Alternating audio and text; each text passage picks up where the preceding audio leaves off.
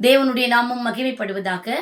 Lent நாட்களுடைய 28ஆம் நாளாகிய இந்த நாள்ல நாம் இயேசு கிட்ட எப்படி வர வேண்டும் என்று பார்க்கும் பொழுது, மார்க்கு 9வது அதிகாரத்துல 17வது வசனம், அப்பொழுது ஜனக்கூட்டத்தில் ஒருவன் அவரை நோக்கி, போதகரே, ஊமையான ஒரு ஆவி பிடித்த என் மகனை உம்மிடத்தில் கொண்டு வந்தேன்.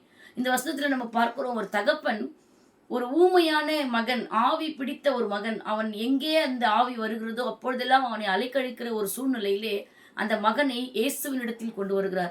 அப்பொழுது அவர் சொல்வார், என் மகனை நான் சீஷர்களிடத்தில் கொண்டு சென்றேன், ஆனால் அவர்களால் அவனை குணப்படுத்த கூடாமல் போயிற்று என்று சொல்லும் பொழுது, சீஷர்களை கடிந்து கொண்ட இயேசு அந்த தகப்பனாரை பார்த்து, இவனுக்கு இது எப்பொழுது உண்டாயிற்று என்று கேட்கும் பொழுது, சிறு வயது முதற்கொண்டே இது இவனுக்கு இப்படி இருக்கிறது என்று அந்த தகப்பனாரோடு கூட பேசி, நீ விசுவாசிக்க கூடுமானால் எல்லாம் கூடும் என்று கர்த்தர் சொல்லும் பொழுது அந்த தகப்பன் மிகவும் அழகாக சொல்லுவார், நான் விசுவாசிக்கிறேன், ஆகிலும் என் அவ்விசுவாசம் நீங்கும்படி உதவி செய்யும் என்று கண்ணீரோடே கர்த்தரை நோக்கி வேண்டிக் கொண்டான்.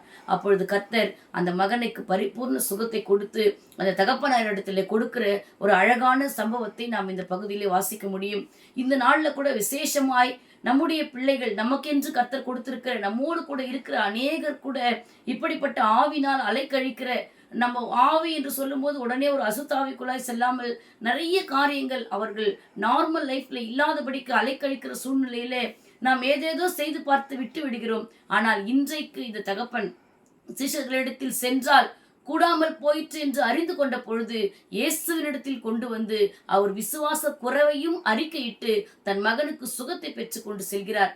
இந்த நாள்ல நம்முடைய நிலைமை கூட ஒருவேளை இப்படிப்பட்டதா இருந்தால், நான் எங்கெங்கோ பார்த்துட்டேன், என்னமோ செய்துட்டேன், எனக்கு சுகம் கிடைக்கல, என் பிள்ளை மாறல, என் சூழ்நிலை மாறல என்று சொன்னால், இன்றைக்கு இயேசுவினிடத்தில் வந்து நம்முடைய விசுவாச குறைவுகள் இருந்தாலும் அதை அறிக்கையிடும் பொழுது அன்றைக்கு அந்த மகனுக்கு சுகம் கொடுத்த தேவன் இன்றைக்கு நமக்கும் சுகம் தர, விடுதலை தர வல்லவராய் இருக்கிறபடினால் அவரை நோக்கி பார்த்து செபிக்கலாம். எங்களை நேசிக்கிற நல்ல தகப்பனே, இந்த நாள்ல கூட இந்த சந்திர ரோகியினுடைய தகப்பனாரை போல நாங்களும் ஆண்டவரே எங்களுடைய பிரச்சனைகளோடு உம்மிடத்தில் வருகிறோம். இயேசுவின் நாமத்தினாலே நீர் கர்த்தாவை எல்லாவற்றையும் சரி செய்து எங்களை சுகமாய் கர்த்தாவை இதனால் அனுப்ப வேண்டுமாய் இயேசுவின் நாமத்தில் ஜெபிக்கிறோம் நல்ல பிதாவே, ஆமீன். கர்த்தர் தாமே உங்களை ஆசீர்வதிப்பாராக.